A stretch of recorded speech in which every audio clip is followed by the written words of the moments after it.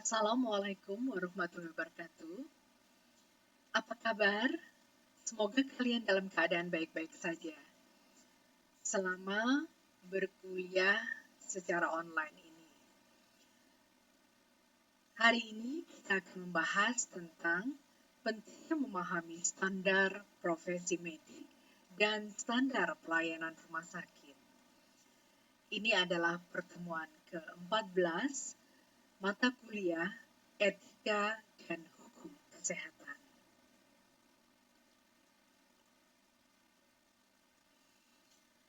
Kemampuan yang diharapkan setelah mengikuti kuliah ini adalah mahasiswa mampu menguraikan tentang etika dan hukum mengenai standar profesi atau perizinan tenaga kesehatan dan pelayanan kesehatan.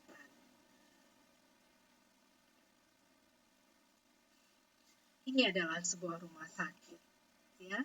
Makin hari rumah sakit semakin modern, ya, dibandingkan di masa-masa saya dulu masih kecil. Ya. Makin lengkap peralatannya, makin tinggi teknologinya, dan makin banyak aspek-aspek biomedik yang mempengaruhi kinerja rumah sakit dan berbagai potensi masalah etik terjadi di rumah sakit. Dan ini adalah tenaga kesehatan, ya. Sarjana kesehatan masyarakat juga disebut sebagai profesi tenaga kesehatan, ya. Dan semua tenaga kesehatan mempunyai apa yang disebut etika profesi.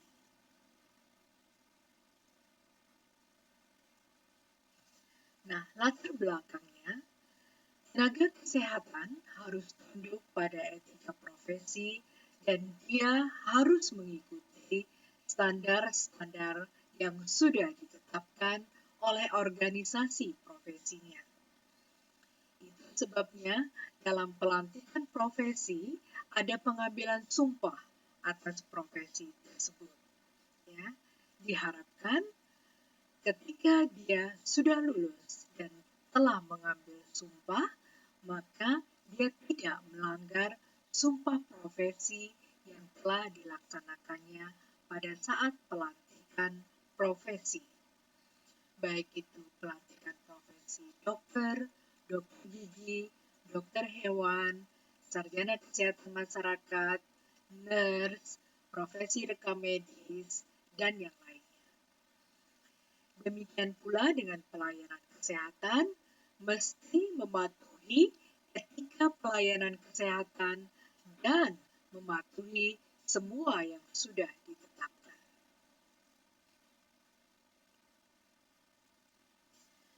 Etika praktisi profesional. Para profesional dituntun oleh etika profesinya. Etika memang berazaskan moralitas. Mematuhi etika profesi artinya mempunyai kewajiban dan tanggung jawab untuk memenuhi harapan profesinya dan masyarakat, serta bertindak secara profesional.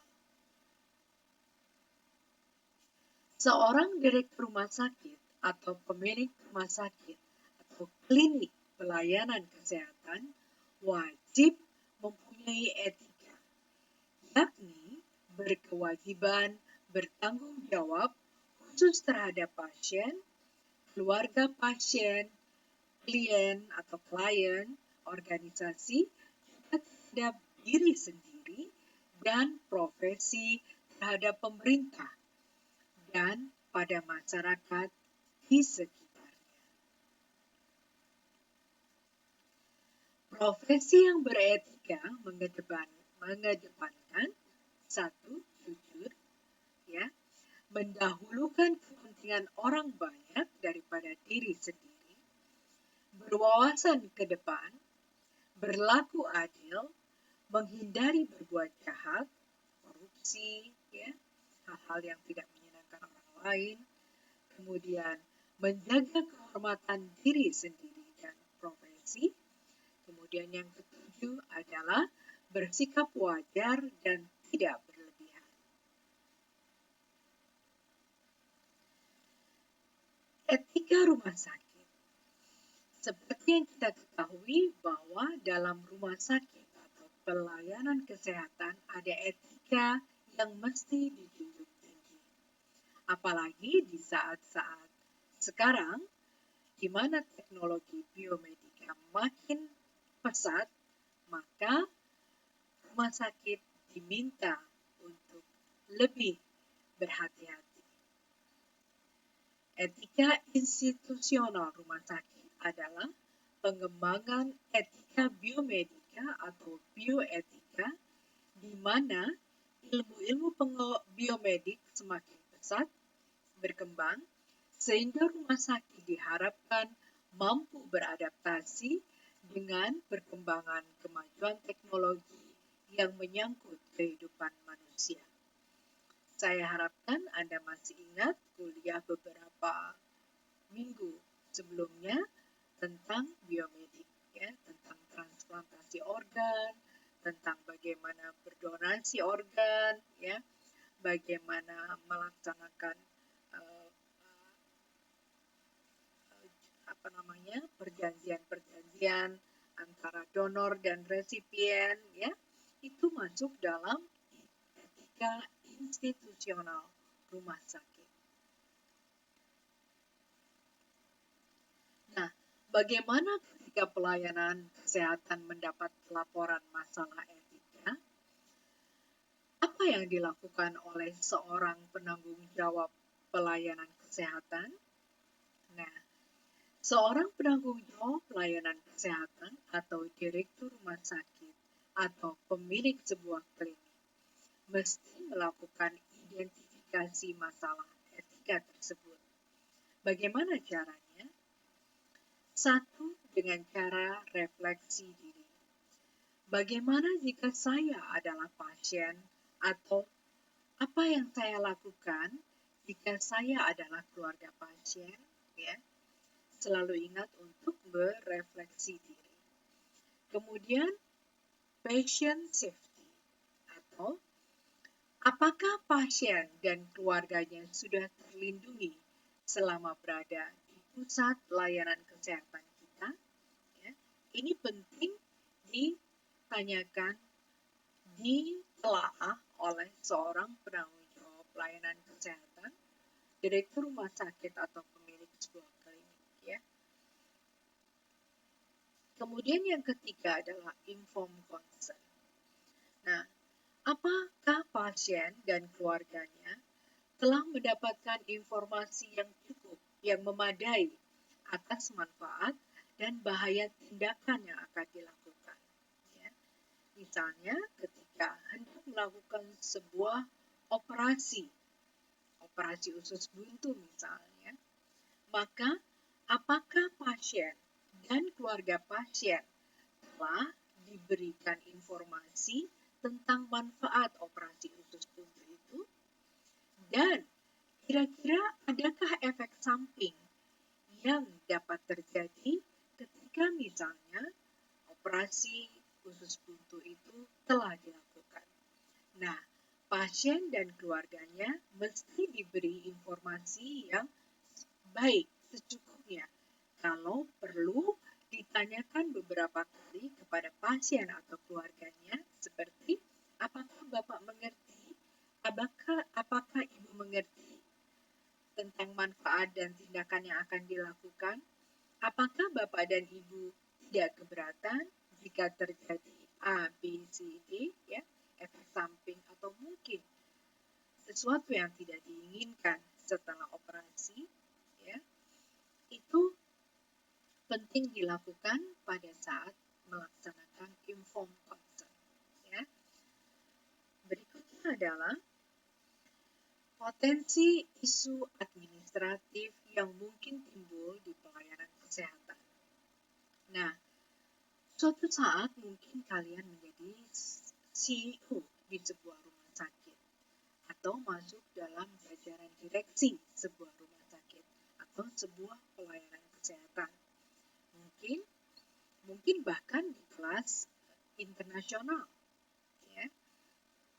Nah, seorang CEO atau jajaran direksi dan atau pemilik sebuah layanan kesehatan masyarakat haruslah mampu menetapkan tujuan dari pelayanan kesehatan tersebut. Kemudian, atau kita sebut objektifnya. Kemudian, sebagai seorang CEO atau direktur utama atau jajaran direksi, seharusnya dapat menentukan arah, memformulasi sebuah pedoman arah atau direction yang nantinya harus diterapkan oleh semua lini, baik dari jajaran pemilik hingga ke yang paling kecil untuk menerapkan pedoman tersebut. Ya. Kemudian yang ketiga adalah memberi pedoman untuk organisasi atau institusi. Ya. Jadi bisa dilihat, kalau dalam yang kedua kita bisa melihat wawasan ke depan, karena itu ada sebuah visi bersama di sana. Sementara yang ketiga itu memberi pedoman untuk organisasi atau institusi untuk mencapai visi tersebut. Ya. Dengan membuat arah pedoman. Misalnya kalau misalnya dalam sebuah kompas arahnya misalnya ke selatan, gitu ya. Jadi itu yang dimaksud. Kemudian bagaimana melaksanakan supaya arah itu bisa bersama? Maka itu yang ketiga, memberi pedoman untuk organisasi atau institusi. Ya. Itu yang harus dilakukan oleh seorang CEO atau direktur utama. Kemudian yang diharapkan adalah dalam sebuah pelayanan kesehatan, ya, adalah tidak berperilaku diskriminatif. Apa artinya tidak berperilaku diskriminatif? Seorang pemimpin diwajibkan tidak berperilaku diskriminatif. Demikian pula semua orang di jajaran manajemen, mereka sepatutnya tidak membeda-bedakan antara petugas medis dan non-medis. Tidak membedakan dokter dan pasien, dokter yang bekerja di sana dan pasien yang datang berobat. Ya. Tidak membedakan antara suku, agama, ras, ya, atau aliran yang diyakini oleh para karyawan medis dan non-medis di pusat layanan kesehatan tersebut. Nah, pemimpin juga memberi contoh penerapan standar-standar yang sudah ditetapkan manajemen dan menindak jika ada pelanggaran atas standar-standar tersebut. Ya. Jadi pemimpin diharapkan menjadi role model. Ya. Dia menerapkan semua aturan yang dia sendiri sudah tetapkan sehingga para karyawan, para dokter, semua petugas kesehatan dan non-kesehatan di rumah sakit tersebut akan mencontoh perilakunya. Ya. Ini penting. Kemudian rumah sakit ini kelanjutan dari berperilaku tidak diskriminatif adalah rumah sakit wajib tidak menolak pasien yang ingin berobat. Ya, jadi ini adalah sebuah etika yang seyogyanya dilakukan oleh sebuah pelayanan kesehatan. Rumah sakit wajib memberikan pelayanan kesehatan yang sama baiknya pada setiap pasien. Tidak peduli pasien itu beragama yang berbeda, tidak peduli dengan warna kulitnya, tidak peduli dengan strata sosialnya. Ya, semua dilayani sama baiknya. Begitu juga dokter yang diterima berpraktek di sebuah layanan kesehatan harus diterima karena kompetensinya berdasarkan kredensial Komite Medis rumah sakit. Jadi dokter-dokter yang diterima tidak berdasarkan kesukuan atau agama tertentu atau aliran tertentu.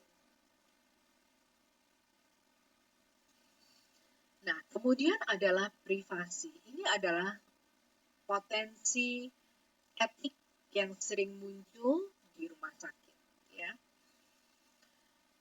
Setiap orang menginginkan privasinya dihormati.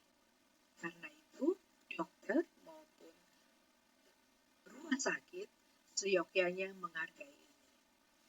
Privasi adalah sesuatu yang bersifat privat atau pribadi, hal-hal yang bersifat rahasia yang dimiliki pasien, seperti misalnya kelainan yang ada pada diri pasien atau penyakit yang diderita pasien atau keluarga pasien. Hak pasien untuk menyendiri, untuk beristirahat, tidak ingin diganggu, juga perlu dihormati oleh tenaga kesehatan dan petugas medis dan non-medis di rumah sakit. Rumah sakit juga harus menjamin kerahasiaan rekam medis. Ya. Rekam medis pasien, jadi ada data-data pasien tentang sejarah penyakitnya di masa-masa lalu, itu juga harus dijamin kerahasiaannya oleh rumah sakit. Ya, baik pasien yang telah dirawat inap maupun pasien rawat jalan. Nah, potensi etik yang lain adalah informed consent. Ya. Jika rumah sakit atau dokter akan melakukan tindakan yang ada kemungkinan efek samping yang tidak diinginkan, maka diberikan informed consent. Biasanya saat akan menjalani tindakan operasi, pasien atau keluarganya diberikan formulir informed consent. Pasien dan keluarganya akan diberikan informasi yang benar dan utuh sehingga bersetuju atau tidak bersetuju, atau menolak, atau bersedia atas tindakan yang akan dilakukan. Ya. Informed consent ada beberapa, seperti informed consent persetujuan tindakan kedokteran, informed consent penolakan tindakan kedokteran, informed consent tidak ingin dianestesi atau dibius, informed consent tentang pemberian transfusi darah atau produk darah seperti plasma darah atau serum, ya, dan banyak lagi. Ya. Berikutnya adalah yang sering juga menjadi potensi etik adalah keuangan. Biasanya rumah-rumah sakit meminta deposit jika pasien memerlukan rawat inap. Namun, pada beberapa kasus, terutama menyangkut pasien yang miskin, maka rumah sakit diharapkan tidak meminta deposit terlebih dahulu. Biasanya dalam formulir disebut ditandai dengan LS atau sebutnya life saving, yaitu betapa nyawa didahulukan sehingga rumah sakit tidak meminta deposit terlebih dahulu. Jika memang dalam 1 kali 24 jam keluarga pasien tidak dapat juga melunasi pembayaran, maka mereka diminta untuk mengurus surat keterangan tidak mampu ke RT dan RW di mana mereka berdomisili. Ya. Itu sebabnya penting untuk kita semua mengikuti asuransi BPJS. Ya. Karena dengan begitu itu akan mengurangi beban kita kalau sesuatu terjadi pada kita. Ya. Terutama tindakan-tindakan besar yang memerlukan pengeluaran yang cukup banyak. Nah, di rumah sakit ada komite etik dan hukum rumah sakit.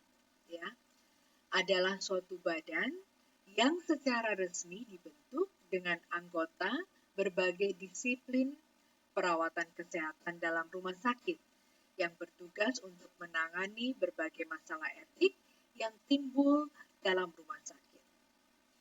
Komite Etik dan Hukum Rumah Sakit dapat menjadi sarana efektif dalam mengusahakan saling pengertian antara berbagai pihak yang terlibat seperti dokter, pasien, petugas non-medis, keluarga medis, dan masyarakat awam.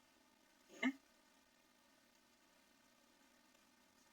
Nah, ini adalah foto di mana kami sempat melakukan benchmarking ke 3 rumah sakit di Turki. Ya, rumah-rumah sakit di Turki merupakan tujuan wisata kesehatan, ya, baik dari orang-orang di Timur Tengah, ya, seperti di Irak, ya, di Syria, ya, kemudian Dubai bahkan, ya, Uni Emirat, ya, untuk datang ke Turki, bahkan juga orang-orang Eropa seperti orang dari Inggris, dari Yunani itu datang ke Turki untuk mendapatkan pelayanan kesehatan yang kualitasnya sudah cukup tinggi dengan harga yang lebih terjangkau, ya, terutama tadi yang bersifat biomedik, ya, seperti transplantasi organ. Itu banyak orang-orang Eropa melaksanakan transplantasi ginjalnya misalnya itu di rumah-rumah sakit di Turki. Ini adalah Dr. Gigi Susi, ya, Ketua Asosiasi Rumah Sakit Swasta Indonesia. Ya. Anda bisa melihat, ya, situasi salah satu rumah sakit di Turki. Dan ini adalah pertemuan kami, ya. Kami melakukan presentasi apa saja yang ada di rumah sakit swasta di Indonesia, ya. Kemudian mereka mempresentasikan apa yang ada di rumah sakit Turki, ya. Ini adalah di rumah sakit Medipol Hospital di Turki. Ini saya. Dan ini adalah tenaga, saya berfoto dengan tenaga kesehatan di Medipol Hospital Turki, ya. Dan penting sekali bagi kita kalau suatu saat kelak bekerja di rumah sakit atau menjadi direktur rumah sakit, ya, untuk kerap melakukan benchmarking ke rumah-rumah sakit di luar negeri, ya, yang kita anggap pelayanannya lebih baik daripada di kita misalnya, ya.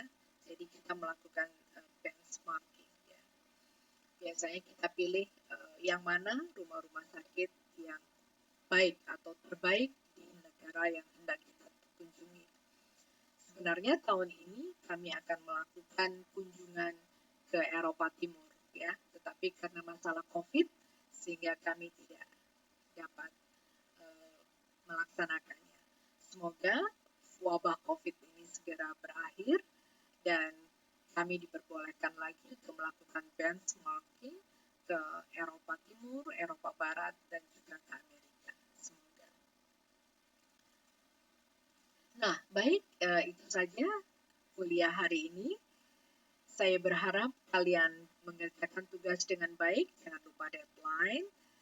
Dan saya harapkan juga kalian membaca sumber-sumber lain, banyak artikel-artikel di jurnal tentang masalah ini.